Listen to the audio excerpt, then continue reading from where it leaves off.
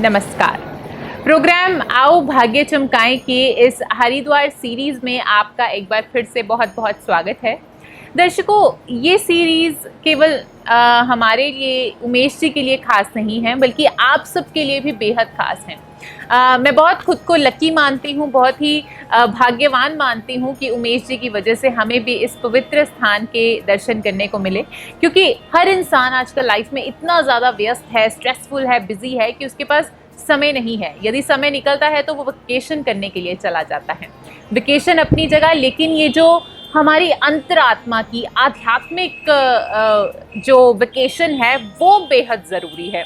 आप जो ये मेरे चेहरे पर खूब सारी चमक देख रहे हैं, ये वही आध्यात्मिक चूर जो मैंने लगाया है, ये उसका कमाल है। तो चलिए ज़्यादा बातें नहीं करते हैं और बात करते हैं आज के एपिसोड की, आज के प्रोग्राम की। आज का जो प्रोग्राम है, उमेश जी इतनी धार्मिक यात्राएं करते हैं, मुझे लगता है महीने में अगर इन से अपॉइंटमेंट लेनी हो तो हमें 10 दिन पहले लेनी पड़ती है, क्योंकि पता नहीं होता ये कब कहाँ गए हों। कभी माता रानी के दर्शन के लिए निकल जाते हैं, कभी गंगा मैया के किनारे आकर बैठ जाते हैं, तो इनसे बात करना बेहद कई बार मुश्किल हो जाता है। तो क्या इन यात्राओं को करने से क्या होता है हमारी ज़िंदगी में, क्या पॉजिटिव चेंजेस आते हैं, क्या करंट हैं इन यात्राओं में, जो उमेश कुमार जोशी जी इतने ज़्यादा व्यस्त रहते हैं इन धार्मिक यात्राओं को करने के लिए।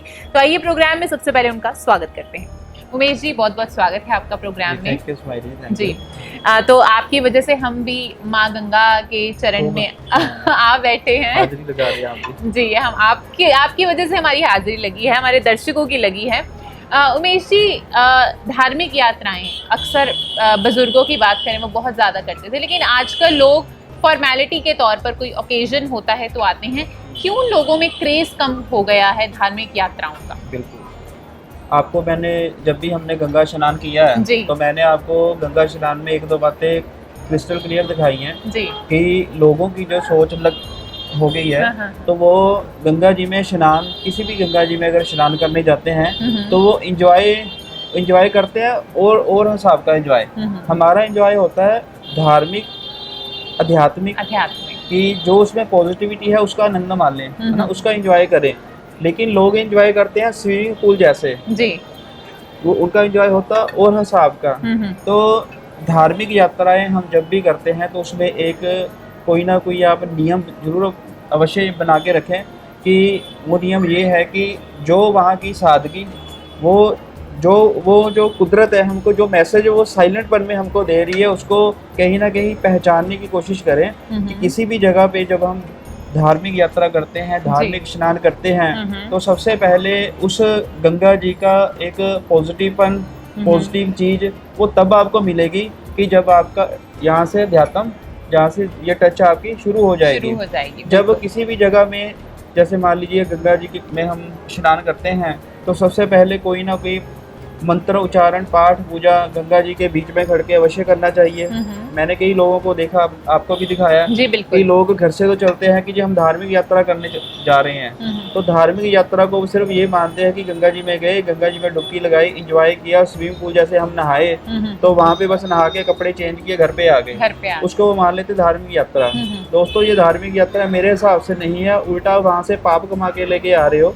तो अगर आप उस चीज को धार्मिक यात्रा में डाइवर्ट करना चाहते हो, तो धार्मिक यात्रा में क्या है कि जिस स्थान पे हम जा रहे हैं, सबसे पहले उस स्थान को जैसे वो पवित्र है उसको पवित्र रखने की कोशिश करें। वहाँ पे स्वच्छ सिस्टम रखें। लोग गंगा जी में स्नान करके अपने आप को शुद्ध तो बनाने की कोशिश करते हैं, लेकिन उनका पहरावा, है ना, या प्लास्टिक की चीज़ें वहाँ पे गंदगी में वो फेंक देते हैं। तो चलो इस एपिसोड के जरिए मैं स्वच्छ भारत का अभियान भी मैसेज देना चाहता हूँ कि गंगा जी के अगर पवित्र स्थान में हम धार्मिक यात्रा पे हम जाते हैं, तो सबसे पहले अपनी नेचर को पॉजिटिव रखें, अपनी नेचर में अध्यात्म जोड़ें, उस जल का जो एक रिस्पेक्टिव तत्व है उसकी रिस्पेक्ट करें।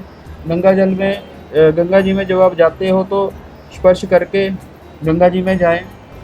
जितना समय आप गंगा जी में खर्च सकते हैं वो पाठ पूजा करें जी। वहाँ के वातावरण को स्वच्छ रखें।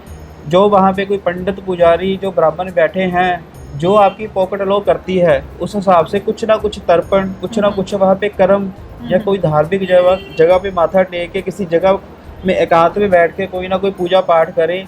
अगर ये नियम साथ में अपनाएंगे तो जाके हमको उस जगह का लाभ मिलेगा। लोगों का तो बस ये है कि घर से गए, स्नान किया, हंसी मजाक किया, चलो जी सीधा घर वापस आ गए, खाया पिया। दोस्तों ये धार्मिक यात्रा नहीं होती। धार्मिक यात्रा का सिस्टम ये है कि दिल से जुड़ो, जहाँ पे हम जा रहे हैं उसकी बस आप उसको अध्यात्म में। जी बिल्कुल, ये बात यहाँ पर बहुत ज़रूरी है बतानी। यदि आपको कोई हेल्थ इशू होता है तो आप दवाइयाँ लेते हैं, क्योंकि वो भौतिक शरीर की हम केयर कर रहे हैं। भौतिक और आध्यात्मिक शरीर के ऊपर हमने एपिसोड भी किया है, अगर आपने अभी तक नहीं देखा है तो प्लीज़ उसे जाकर ज़रूर देखिए। और हम बात करें जैसे कोरोना, जो कोविड-19 का डर लोगों के अंदर है, 2 डोजेस वैक्सीनेशन की लोग लगवा रहे हैं, उसी तरह से ये जो लंबी दूरी की धार्मिक यात्राएं हैं, ये उसी वैक्सीनेशन की तरह है। यदि हमारे अंदर गिल्ट्स होते हैं कि हमसे कुछ बुरा हुआ, किसी का दिल दुखा, कोई पाप हो गया, उन सभी चीज़ों को इंटरनली हम माफ़ी मांगने के लिए कि ईश्वर उन्हें माफ़ कर दे और हमें एक और मौका दे अच्छी ज़िंदगी जीने का, ये सब वही है। ये चक्र चलाना बेहद ज़रूरी है। आपने कुछ बुरे कर्म किए, क्यों सारी उम्र उस गिल्ट में रहना। और यदि इन सब यात्राओं का आप ज़्यादा लाभ उठाना चाहते हैं, क्योंकि गंगा में स्नान किया, यहाँ पर आकर बहुत सारी ऐसी जगहें हैं जहाँ पर बहुत ही, जैसे आजकल श्राद्ध हैं, पितृदोष की पूजा ले लीजिए, कर्म कांड ले लीजिए, धार्मिक यज्ञ ले लीजिए, ऐसा सब होता है। तो ये सब चीज़ें करके आप उनसे ज़्यादा फ़ायदा ले सकते हैं। इवन उमेश जी, हम बात कर रहे थे शाम को कि बहुत सारे आपके ऐसे क्लाइंट्स हैं जो वीडियो कॉल के ज़रिए या वर्चुअल कॉल्स के ज़रिए आपके साथ जुड़ते हैं और वो खुद आ नहीं सकते और आपको वीडियो कॉल के ज़रिए वो कर्मकांड कराते हैं। तो क्या फ़र्क है कि क्या उन्हें भी उतना ही लाभ मिलता है? बिल्कुल मिलता है जी। हम अपने क्लाइंट को बोलते हैं कि आप दिल से जुड़ने की कोशिश करें, दिल से हम उस जगह पे पहुंच सकते हैं। अगर हम मन से किसी को याद करते हैं तो वो पर्सन 101% हमसे वो उसकी टच जुड़ती है।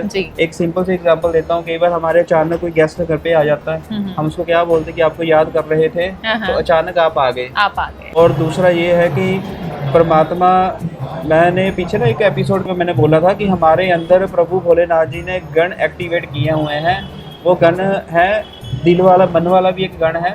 जब कोई मन के सिस्टम को सामने वाले को याद करता है तो वो मन के समझ लो वाहन के द्वारा उस जगह पे पहुंच जाता है। क्योंकि मन भी एक देवता है, जो आपका मन है वही मेरा मन, जो मेरे मन का देवता वो आपके मन का देवता। तो जब वो वाइब्रेशन जाती हैं, वो श्रद्धा जाती है, प्रभु ये नहीं देखता कि वो बंदा कहाँ पे बैठा है।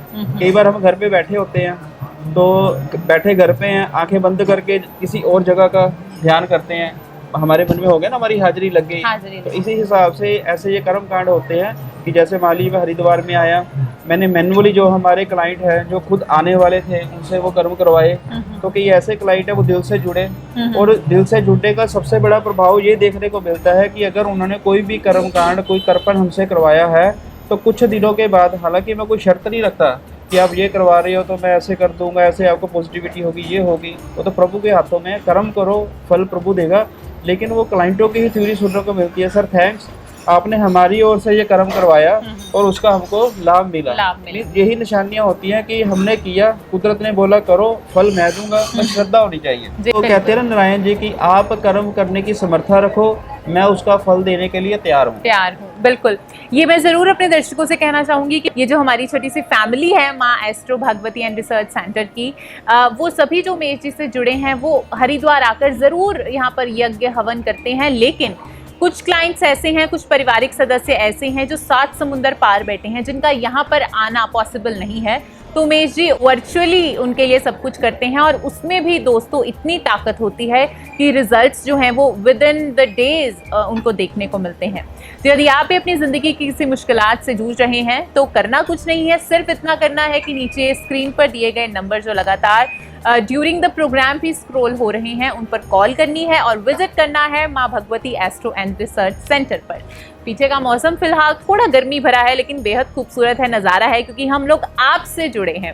तो ज़रूर मैं कहना चाहूँगी कि हमारी हरिद्वार सीरीज़ को ज़रूर प्यार दीजिएगा, ताकि आने वाले समय में हम ऐसी ही कुछ सीरीज़ आप तक लाते रहें। तो फिलहाल लेते हैं आप सबसे इजाज़त, कुछ नए टॉपिक के साथ, जानकारी ज्ञान के साथ आपके साथ फिर से हाजिर होंगे। उमेश जी लेते हैं इजाज़त। जी। हर हर गंगे।